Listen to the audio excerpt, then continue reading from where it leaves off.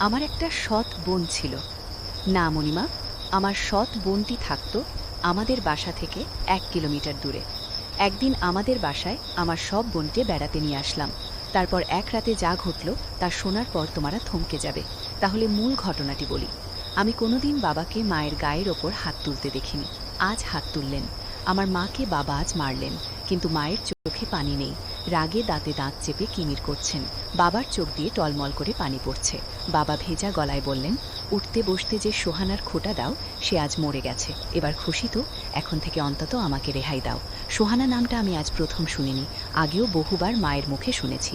মা বাবার সাথে একটু রেগে গেলেই সোহানার নাম ওঠে। আমি দু একবার জানতে চেয়েছিলাম মায়ের কাছে কে এই সোহানা। মা মুখে ভেঙচির আকৃতি এনে ভাষাকে বিকৃতি করে বলেছিল, তোর বাপের প্রেমিক লাগে। আমারে বিয়ে করার আগে সোহানার লগে তোর বাপের সংসার ছিল। বাবা মাথা নিচু করে সেদিন আমার সামনে থেকে চলে গিয়েছিল। বোঝাই যাচ্ছে নিজের ছেলের সামনে তিনি বেশ অপমানিত হয়েছেন। বাবার জন্য আমার বড় মায়া লাগে। মায়ের এই গালি প্রতিবাদ বাবা কোনোদিন করেননি, কিন্তু আজ প্রতিবাদ করেছেন। প্রতিবাদের ভাষা ছিল সজোরে একটি থাপ্পড়।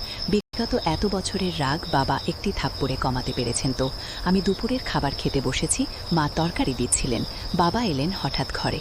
তখনই মায়ের হুঙ্কার, আমারে ঘুমে রাইখা কাউরে কিছু না কইয়া কার কাছে গেছিলাম? কইয়া গেলে কি হইতো? না করতাম আমি, এত বছরেও না কইয়া ফিরাইতে পারছি। বাবা এগিয়ে এলেন, থাপ্পড় দিয়ে সোহানার মৃত্যুর সংবাদ প্রকাশ করলেন। এমতো অবস্থায় আমার গলা দিয়ে আর ভাত নামলে না। বাবা ঘর থেকে চলে গেলেন। মায়ের দিকে তাকিয়ে বুঝলাম মৃত্যু সংবাদ শুনে রাগ একটু কমেছে। আমি খাবার রেখে নলকূপে হাত ধুয়ে ফেলেছি। মনটা কেমন খারাপ লাগছে। বাবা যে আজ আড়াতে যাবেন না বুঝাই যাচ্ছে। তার চেয়ে ভালো আমি আড়াতে গিয়ে বসি। কাস্টমারকে চাউল দিতে দিতে মনটাকে অন্যদিকে ঘুরিয়ে রাখা যাবে। রাত তখন 12টা হবে। আমি বই পড়ছিলাম। হুমায়ুন স্যারের মিশির আলী সমগ্র বইয়ের তন্দ্রা বিলাস আমার দুই চোখের তন্দ্রা কাটিয়ে দিল। দরজায় ঠক ঠক। দরজার ওপাশ থেকে বাবার গলার শব্দ, রিয়াদ, ঘুমিয়ে পড়েছিস? আমি কোনো জবাব না দিয়ে দরজা খুলে দিলাম। বাবা ঘরে ঢুকে আমার বিছানায় বসতে বসতে বললেন, ঘুম আসেনি এখনো? তোর সাথে গল্প করতে এলাম। বাপ বেটার গল্প অন্য কারো শুনতে হয় না, তাই এখন এলাম। তোর সমস্যা হবে না তো? আমি মুচকি হেসে বললাম, না বাবা, আমার আরও ভালো লাগছে যে তুমি এসেছ। আজ এই ঘরেই ঘুমাও। মায়ের ব্যবহারে মন খারাপ করে থেকো না। বাবা পা তুলে আয়েশ করে বসলেন। ইশারায় আমাকে চেয়ার টেনে কাছে যেতে ইঙ্গিত করলেন। আমি কাঠের চেয়ার নিয়ে বাবার মুখোমুখি বসলাম। বাবা আমার দিকে কিছুক্ষণ তাকিয়ে রইলেন। তারপর দেয়ালের দিকে তাকিয়ে বললেন, তোর অনেক কিছু জেনে রাখা দরকার। আমি তোকে জানাতে চাই, আগেও জানাতে চেয়েছি, সাহস হয়নি। ভেবেছি তোর মা যেমন অকথ্য ভাষায় কথা বলে হয়তো তোর জানা হয়ে যাবে, কিন্তু তুই জানিস না কিছুই। শুধু একটি নাম জানিস, সোহানা। তুই এই নামটি তোর মায়ের মুখে শুনেছিস। যতবার শুনেছিস আমি লজ্জা পেয়েছি, বলতে পারিনি কিছু। আজ বলবো। আমি গভীর মনোযোগ দিয়ে বাবার গল্প শুনছি। যে নাম নিয়ে মায়ের অকথ্য ভাষা, বাবার লজ্জা পাওয়া। অজানাকে জানতে অবশ্যই মনোযোগী হওয়া প্রয়োজন। বাবা একনাগাড়ে গল্প বলছেন। লুকাই তো এক গল্প। তোর মায়ের মুখে সোহানা নাম শুনে হয়তো ভেবেছিলি আমার অন্য কারোর সাথে কোনো সম্পর্ক আছে। সত্য হলো, সোহানার সাথে আমার কোনো সম্পর্ক নেই। সোহানা আমার বিয়ে করা প্রথম স্ত্রী ছিল। তোর দাদা দাদি পছন্দ করে বিয়ে করিয়েছেন, তোর দাদার বাড়ির কাছেই।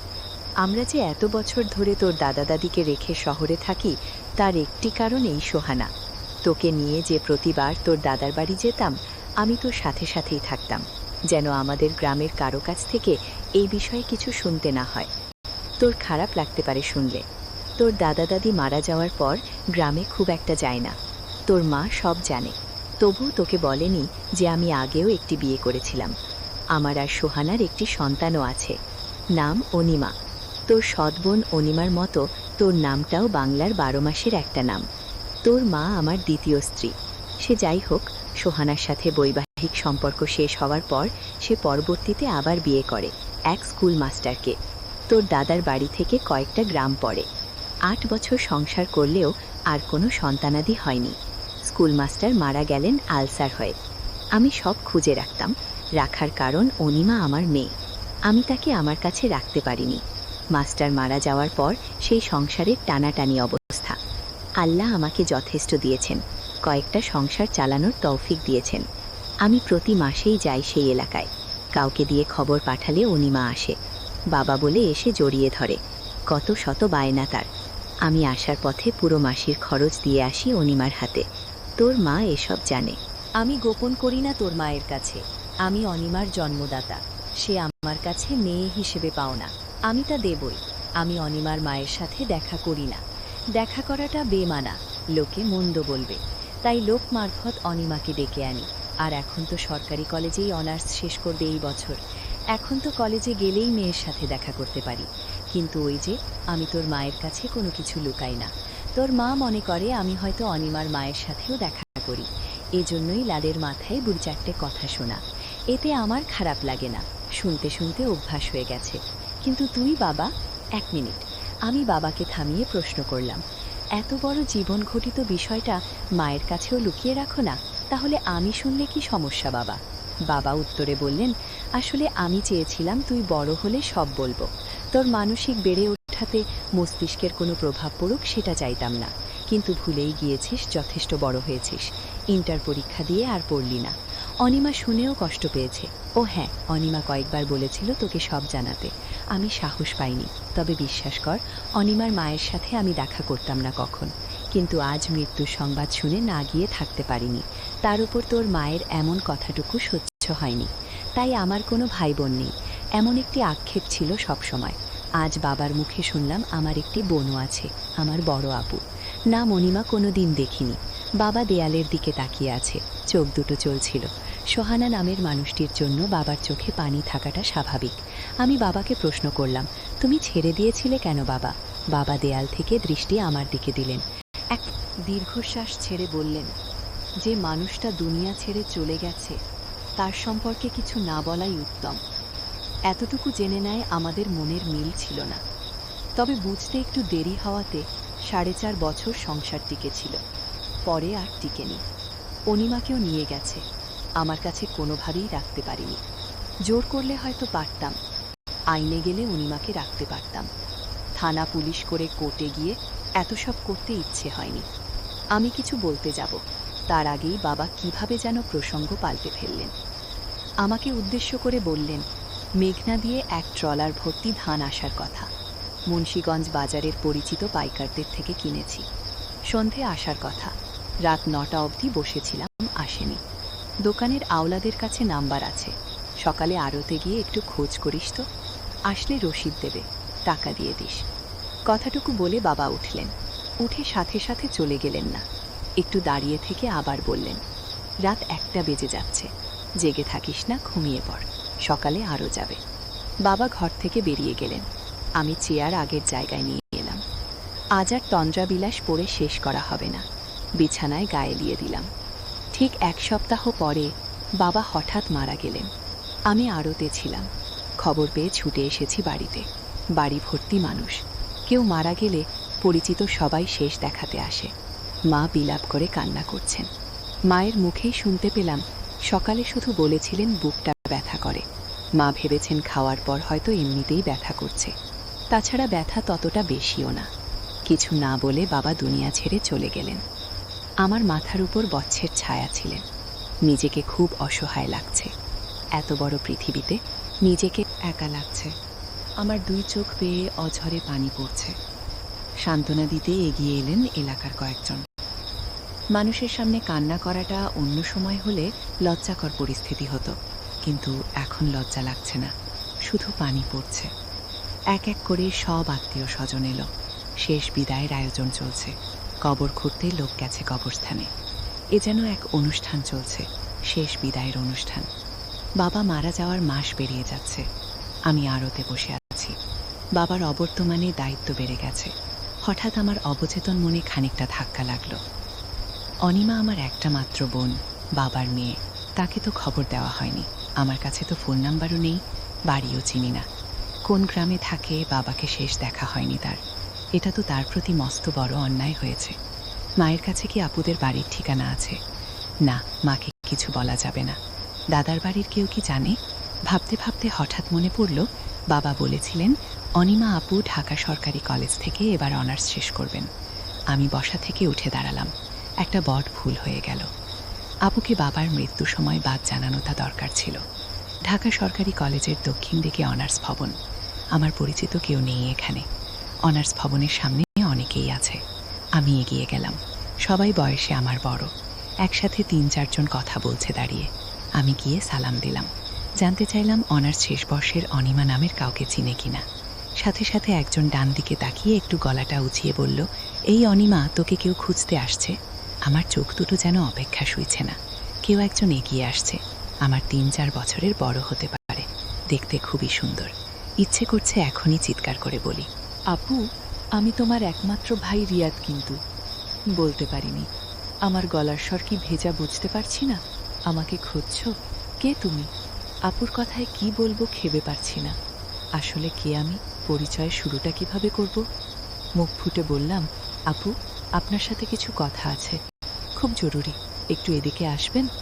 অনাজ ভবনের সামনে দূর বা ঘাসের শীতল পাটির মতো বিছানা পাতা। আমি আপুকে নিয়ে একটু আড়ালে গেলাম। আপুর কৌতূহলী চোখ। হঠাৎ বললাম, আমি রুপিপুর থেকে এসেছি, আমার নাম রিয়াদ। কথাটুকু বলে আপুর দিকে তাকালাম। আপু নির্বাক, চোখের পলক পড়ছে না। চোখ দুটো ভিজে উঠল আমার সামনে। আরেকটু এগিয়ে এসে আপু বলল, তোমাকে দেখার ইচ্ছে ছোটবেলা থেকে। আমার একটা ভাই আছে, আর তাকে আমি কখনো দেখিনি। এই কষ্টটা আমার অনেক বছরের। কত বড় হয়ে গেছো তুমি। আমার দৃষ্টি নিচের দিকে। ইচ্ছে করছে নিজের চোখের সাথে যুদ্ধ ঘোষণা করি। আমার চোখ থেকে এখন যেন কোনো পানি না পড়ে। আমি শতবৃথা চেষ্টা করে যাচ্ছি আটকাতে। আর পারলাম কই। এরই মধ্যে আপু আবার বলল, বাবা মারা যাওয়ার দিন গিয়েছিলাম তোমাদের বাড়িতে। আরব থেকে আওলাদ নামের কেউ একজন ফোন করেছিল। তোমাদের বাড়ির ঠিকানা নিয়ে গিয়েছিলাম। ২০ মিনিটের মতো ছিলাম। সবাই কান্না করছে। মানুষের ভিড়ে আমিও বাবার মুখখানি শেষবারের মতো দেখে নিয়েছি। দেখে কান্নাও করেছি, কিন্তু কেউ জানে না আমি কে। তোমাকেও খুঁজেছি, জিজ্ঞেস করিনি কারো কাছে। কে কবর খুঁড়তে গেল, কে বাজারে গেল। এসব বলার সময় শুনলাম তোমার নাম কেউ একজন বলছে, রিয়াদ কাপড় কিনতে গেছে। আমি আর সেখানে থাকিনি, চলে এসেছি। মাথা তুলে তাকাতে খুব ইচ্ছে করছে, কিন্তু চোখের পানি লুকাতে পারবো না। আপু আমার চোখের পানি মুছে দিচ্ছেন। বড় বোনের বুঝি এত মমতা থাকে, এত টান থাকে? আপু আমার চোখের পানি মুছে দিয়ে বললেন, তুমি ছোট হলেও এখন তোমার দায়িত্ব অনেক। মায়ের দিকে খেয়াল রেখো। আমি আরব থেকে আসার সময় ২০,০০০ টাকা নিয়ে এসেছি পকেটে ভরে। টাকাটা বের করে আপুর হাতে দিয়ে বললাম, আমি এখন আর ছোট নই আপু, অনেক বড় হয়েছি। মায়ের খেয়াল যেমন রাখতে পারবো, তেমনি আপুর জন্য এই ভাইটি আছে। আপু একটু চমকালেন বোধহয়। তারপর টাকাটা আমার হাতে দিয়ে বললেন, আমি তোমার চেয়েও বড়। এখন আমার টাকা লাগবে না, মামার বাড়িতে থাকি এখন। আমি টাকা ফেরত না নিয়ে বললাম, টাকা নিতেই হবে। আপুর সব দায়িত্ব এখন থেকে তার ভাইয়ের। বাবা শুধু আমার একার নয়, তোমারও বাবা। তোমারও অধিকার আছে। আমাকে শুধু আপু ডাকতে দিও, বঞ্চিত করো না। অনাস ভবনের সাক্ষী হচ্ছে ২ ভাই বোনের চোখ থেকে গড়িয়ে পড়া পানি। সামনে এগোচ্ছি, আরে যেতে হবে আরব থেকে বাড়িতে। মা কয়েকদিন ধরে মনরা থাকে। মায়ের কাছাকাছি থাকাটা দরকার, গল্প করা দরকার। সব দায়িত্ব এখন আমাকেই পালন করতে হবে। রিকশায় উঠে কিছু দূর এসে পেছন ফিরে দেখি, আপু তখনও আমার চলে আসা দাঁড়িয়ে দেখছে, যেন ভাইকে বিদায় দিতে মন চাচ্ছে না তার। কিছুদিন পর আমি আপুকে বললাম, আপু তোমাকে আমাদের বাড়িতে নিয়ে যেতে আসলাম। কিছুদিন আমাদের বাড়িতে চলো, একটু ঘুরে ফিরে আসো, ভালো লাগবে তোমার। আপুর আমি আর না করলাম না। আমি বললাম, আমি তোমাদের বাড়িতে গেলে তোমার আম্মা অর্থাৎ আমার সৎ মা আমাকে দেখে সহ্য করতে পারবে না। আরে না আপু, কিছু হবে না। তুমি এসব কথা বাদ দিয়ে চলো আমার সাথে। আমিও ভাইয়ের কথায় মায়ার টানে আমি চলে গেলাম তাদের বাসায়। আমাকে আমার সৎমা দেখে মুখটা কেমন যেন আন্ধার করে ফেলল। আমি এতে কিছুই মনে করলাম না। এটা আমি স্বাভাবিকভাবেই নিলাম। ব্যাপারটা বাবা মারা যাওয়ার মায়ের কষ্টটা অনেক বেড়ে গেল। আপু, আমি তোমাকে এখন থেকে কষ্ট করতে দিব না। যা প্রয়োজন তুমি আমার কাছে চাইবে, আমি দিব। কারণ আমার একটা মমতাময় বোন আছে। আমি তা জানতাম না। আমার বাবা মৃত্যুর কিছুদিন আগে আমার সাথে বলেছে তোমার কথা। তাই আমি জানতে পারলাম যে আমার একটা বোন আছে। আজ আমি অনেক খুশি এমন একটা বোন পেয়ে। আমার মা আমার সাথে বলতো তোর কোনো ভাই বোন নেই, কিন্তু বাবা আমাকে মৃত্যুর আগে বলে গেল। বাবা এতটা দায়িত্বশীল ছিল যে আমাকে কোনোদিন কষ্ট কী জিনিস বুঝতে দেয়নি। জানো আপু, আমার মা আমার বাবাকে প্রতিদিন কোন কথা বলতো? এর একটাই কারণ, বাবা তোমার সাথে দেখা করত। তাই এটা বাবা আমায় বলে গেছে। বাবা কোনোদিন মায়ের কথায় রাগ করেনি। এসব গল্প করতেছিলাম, হঠাৎ মায়ের ডাক পড়ল, খেরে তোরা খাইতে আয়। আমি টেবিলে গিয়ে বসে দুপুরের খাবার শেষ করলাম। তারপর আমার রুমে আমার শ্রদ্ধের বড় বোনকে নিয়ে সুখ দুঃখের গল্প করছিলাম অনেকক্ষণ ধরে। আমার মা চাইতো না আমি আমার বোনের সাথে গল্প করি, বোনকে লেখাপড়া করার জন্য সাহায্য করি। আমার মা আমাদের দুজনেকে গল্প করতে দেখে পাড়ার মানুষকে নিয়ে আসলেন আর বললেন, দেখো তোমরা সবাই, আমার ছেলেকে ওই অনিমা জাদু করে ফেলেছে। আমার ছেলে আমার কোনো কথাই শোনে না, আগে শুনতো। আমি মাকে বললাম, মা তুমি এ কী বলছ? আমার বোনকে তুমি এত মিথ্যে অপবাদ দিচ্ছ। মা, তুমি এতটা নীচ হতে পারলে কিভাবে? আমি আমার শ্রদ্ধেয় বড় বোনকে নিয়ে আসলাম আমাদের বাড়িতে কিছুদিন বেরিয়ে যেতে, আর তুমি কিনা আমাদের মিথ্যে অপবাদ দিচ্ছ। তোমাকে মা বলতে আমার ঘৃণা করছে মা। আমরা ভাই বোন, আমরা রুমে বসে বাপ আর তোমার জীবন কাহিনী নিয়ে আলোচনা করছিলাম, আর তুমি কিনা গ্রামের মানুষকে বলতেছ আমার বোনের সাথে। না মা, আমার ভাবতেই পারছি না। গ্রামের মানুষও কুসংস্কারে বিশ্বাস করত, আর তাই তারা ভেবে নিল আমার বোনের সাথে কিছু একটা হয়েছে। তারপর আমি গ্রামের মানুষের সামনে কেঁদে কেঁদে বললাম, আপনারা প্লিজ আমার মায়ের কথা বিশ্বাস করবেন না। আমার বোন বলতে লাগলো, আমি একটা শিক্ষিত মেয়ে, আমার মরা বাবার কসম, সে আমার ছোট ভাই, তাকে নিয়ে আমি অন্য কিছু ভাবো? এটা আপনারা কি করে ভাবলেন? আমার কথা শুনে গ্রামের মানুষ বিশ্বাস করলো আমাদের কেন মিথ্যা অপবাদ দিল। আর গ্রামের মানুষও জানতো আমার মা বাবার সাথে প্রতিদিন ঝগড়া করত, অথচ বাবার কোনো দোষ ছিল না। তাই গ্রামের মানুষ খুব সহজেই আমার বোনের কথা বিশ্বাস করে নিল। তার জন্য গ্রামের মানুষেরা মাকে শাস্তি হিসেবে 2 মাসের জেল কাটতে দিয়েছিল। প্রিয় বন্ধুরা, আজকের গল্পটি কেমন লাগলো তা অবশ্যই কমেন্ট করে জানাবেন।